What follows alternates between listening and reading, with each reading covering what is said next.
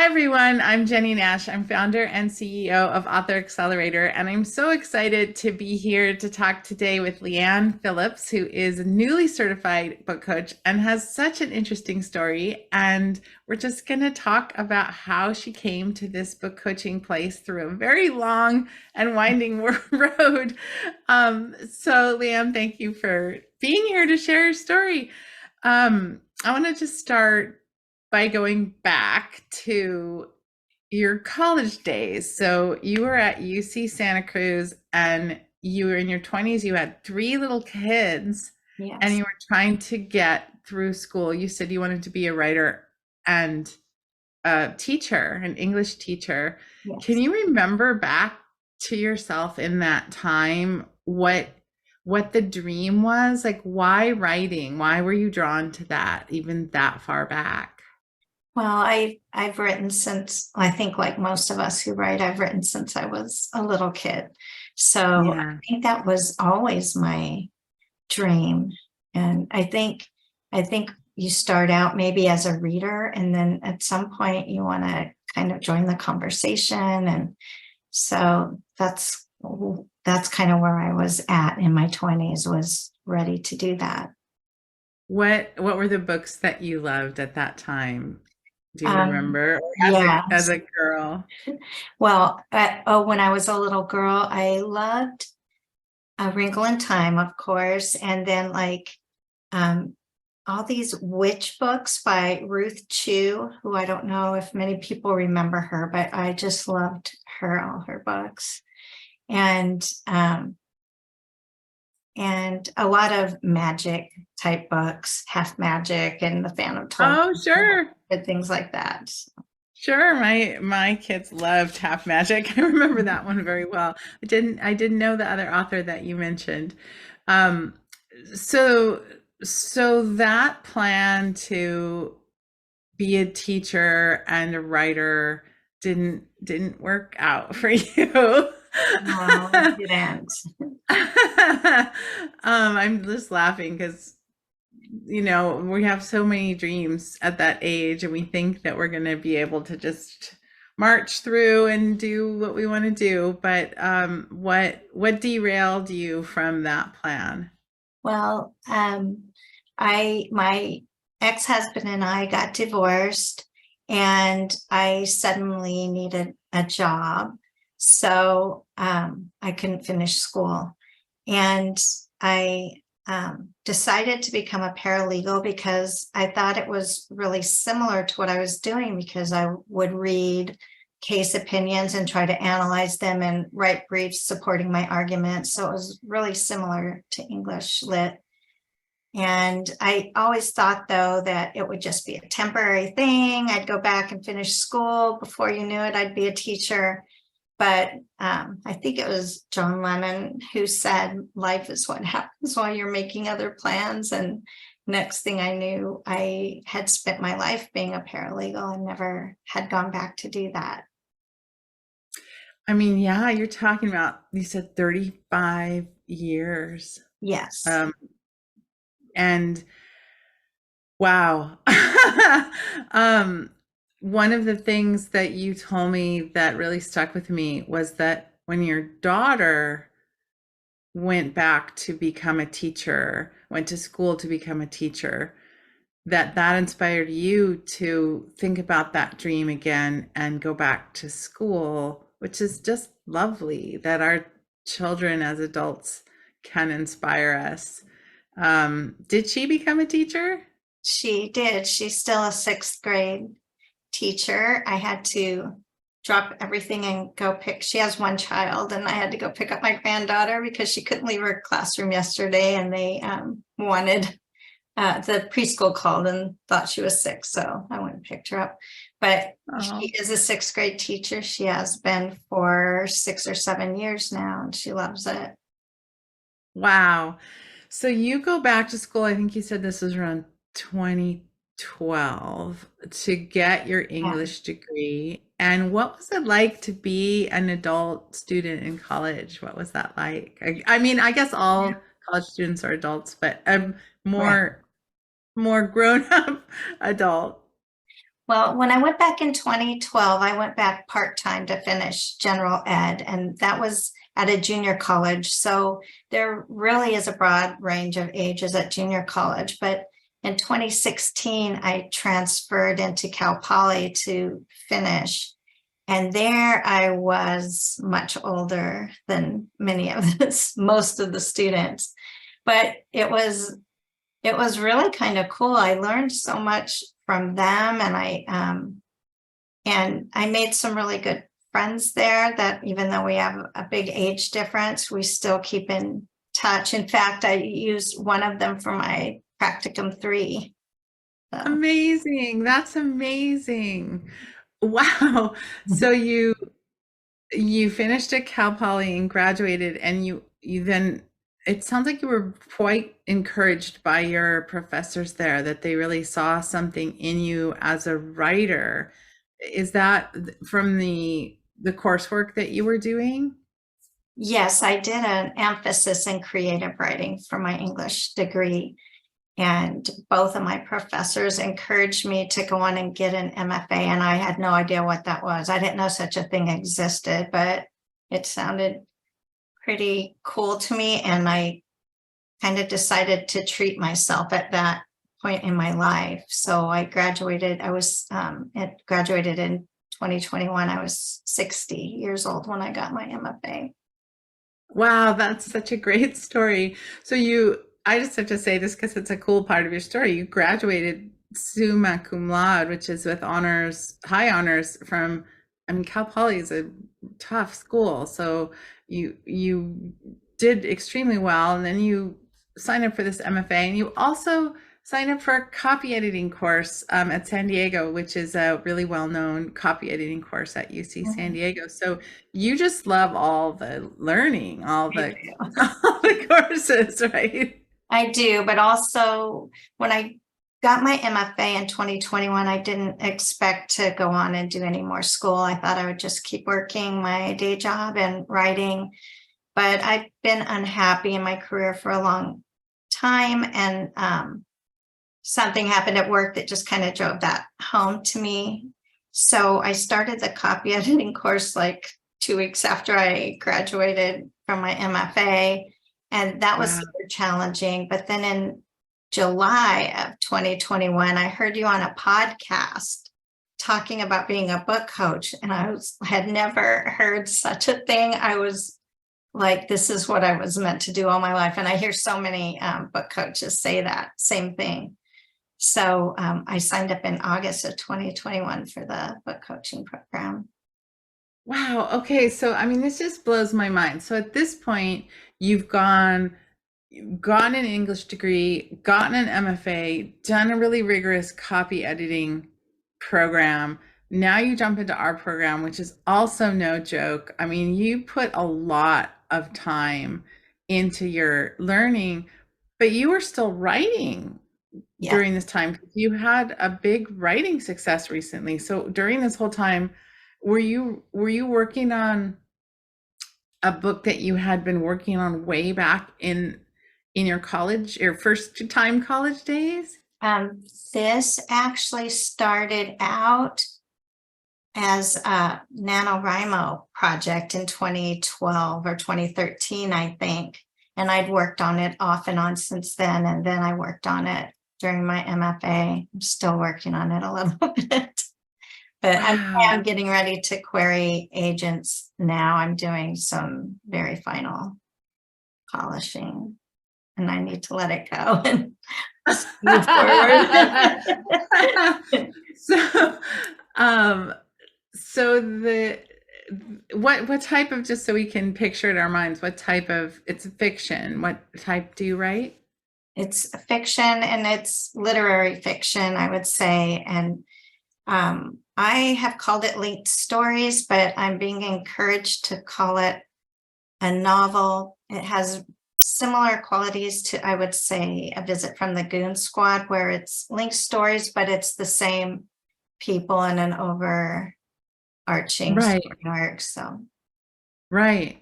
And yeah, I think linked stories sometimes makes people nervous. Yes, it does.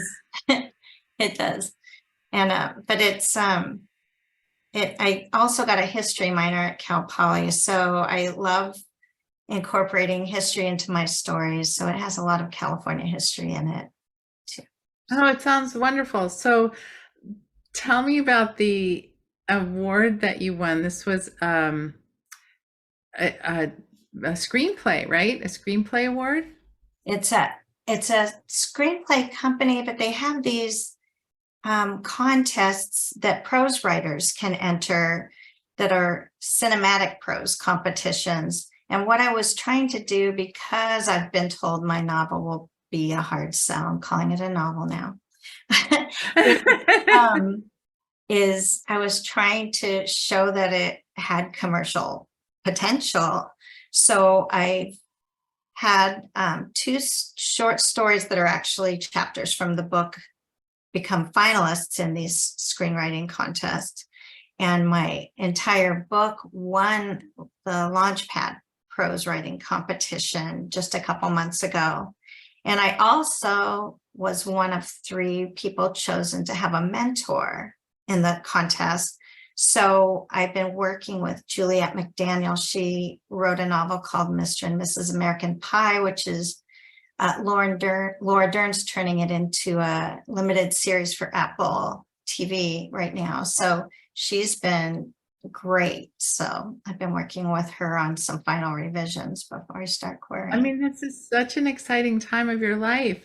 So have you stopped being a paralegal? I have not. I'm still working full time as a paralegal. But now that I've gotten certified, I am definitely looking forward to retiring from that and book coaching full time eventually. And do you have an idea of what types of writers you think you want to coach? Were your practicums, did they help you see what you liked or didn't like or what you want to do? Yes, I think they did.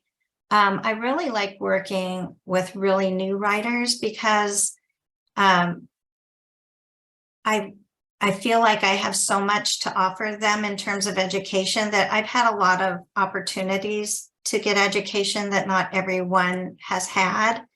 And so I love to share what I've learned with them and just to see like the light go off when they kind of start understanding something or they get excited about something they've never heard. And so I really enjoy that a great deal. And any particular genre or all new writers? Well, I haven't had a lot of broad experience in that yet, but I do like working with science fiction writers. I did my history minor on the history of science fiction, so I really enjoy working with science fiction writers. And I've worked on a thriller. I like to work on what was called women's fiction, I guess, literary fiction at market. Amazing. So I'm curious how one of the things I'm always talking about in terms of book coaching, you probably heard me say it many times, is that it's a very different thing from copy editing or line editing, that it's lifting your eyes and looking at the horizon. Doing both, keeping obviously we're working with words, but copy editing is so much focused down on the words and how they're working and their mechanics and all that. How do you keep the book coaching hat on and take the copywriting hat off, or how do you approach those two parts of the work? Well, one of the things we did in the UC San Diego program is learn different levels of copy editing and to differentiate those. So there would be like a heavy copy edit, which is really similar to a developmental edit more. Or Right. no, I would say that I think I messed that up. I think that would be like a light copy edit when you're just giving them more the developmental issues. And then a heavy copy edit where you would go in and change words and lines and things like that. So I think it's been pretty easy for me. I'm really glad I did the copy editing program. I think it helps me so much every day, but I don't necessarily want to be a copy editor. So it's kind of a relief to take that hat off. Yeah. Oh, Yeah. It's hard work. I It's really enjoy hard work. looking at the big picture stuff more. And Yeah. So I would love to hear you talk about the experience of going through Author Accelerator's program, having been so educated in so many ways around story and around writing and being a writer yourself, and coming to it after all of those degrees. What was there new to learn? well, I think, um, I hesitated a little bit about pulling the trigger and buying into the program just because I had just spent so much on school already. And I wasn't sure there was that much more to learn, right? So, Right. but once I did, within a month, I thought to myself, okay, this is worth the money I paid, even if I never work with one client, just for how much more I learned to help my own writing. And I was very happy with my MFA program. I think it improved my writing tremendously. But I didn't, for one, I didn't learn how to teach someone else to write in that program. And I'm learning that in Author Accelerator, learn that through that program. And also, I think it was more, the MFA was more prescriptive. Like my professors would just say, you can't do that, or you need to do this, but when I started working in the Author Accelerator program, it was like light bulbs were going off right and left. Like I started to understand why you need to do those things and how those things impact the reader. And for example, cause and effect trajectory. I don't think I understood that before Author Accelerator. And even character agency, like, and my MFA professors would say, like, oh, your character needs to want something, or and okay, that's fine, but I didn't understand the why. And I think I mentioned this in my email to you. I do okay if somebody tells me that I need to do something. I'm a rules follower, so I'll do it. But I think I excel when I understand why I need to do something. So I started learning, how that looks on the page for the character to want something, and how to get that closer third that my professors kept pushing me to get. I learned how to do that. So Mm. it was super helpful in many, many ways. And what was it like? So you did a practicum with one of the younger people that you met when you went Mhm. back to college. What was that like to work with somebody that you knew in that capacity? And were they working on a novel? Yeah, she's a prolific writer. She's actually applied to an MFA program herself recently, but she's written on her own several YA novels. And it was really fun to work with her. And she enjoyed it too, because she liked working with someone who was familiar with her writing. And it was exciting to me. I did practicum 3 with her. She has a novel that I think is close to ready, really. But I explained to her it wasn't quite there yet, and I'm working with her on some revisions. But it was just exciting to see this young woman I graduated with in 2018, like blossoming into the writer that she's becoming. So I enjoyed it very much. It's so fun. Um, and do you have any plans for marketing your business or for getting the word out? I know you're a little skittish about social media for your personal self, but do you Mhm. have any thoughts about what you want to share with people to introduce them to your work? Because this is going to go out on YouTube, and we'll share it with our followers as well. But what sorts of things can you offer somebody at the very beginning who might be, you said a new writer? How will you work with folks? Well, I think like those big picture issues that a lot of new writing that I see have issues with structure and plot and with developing characters and with putting a scene together with dialogue and making the dialogue interesting and engaging and part of, meaningful to the story rather than just a conversation. So I think I love working with writers on those things, and I'm skittish about putting myself out there on social media, but I have all the social media. I just am not super personal on it, I guess I would say. But I'm working on that. Excuse me, I knew I was going to sneeze.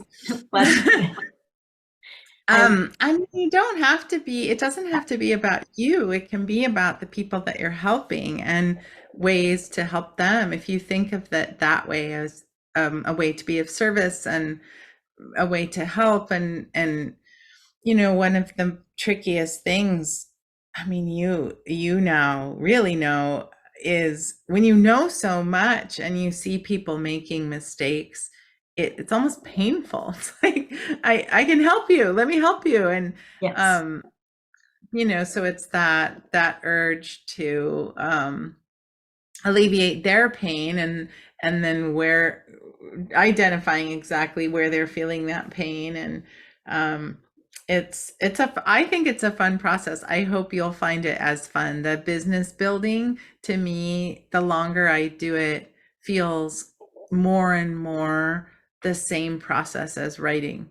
It's how are you going to structure your business is like, how are you going to structure a story or a argument, and then the details, and then the iterating, and then the seeing how it impacts, it's the reader on the writing side and the client on the business side. But it feels very similar to me now, and I kind of love that it can be a very creative undertaking. Yeah, I just started a mailing list, and so I'm just trying to take like a little steps at a time, and I try to do some kind of marketing thing every day. Oh, So I love that. I love that. Have you, I hesitate to ask you this. Have you taken any classes on list building? I have not, except we did. I started it because of the coaches teaching coaches thing that Yeah, in the certified yeah, fiction part. So yeah. so that was really motivating, and I'm just taking that a little bit at a time. I was really afraid of mailing lists, but I'm enjoying it now. I just got my first subscriber who's not related or a friend. So that was That's amazing. One person at a time, one person at a time.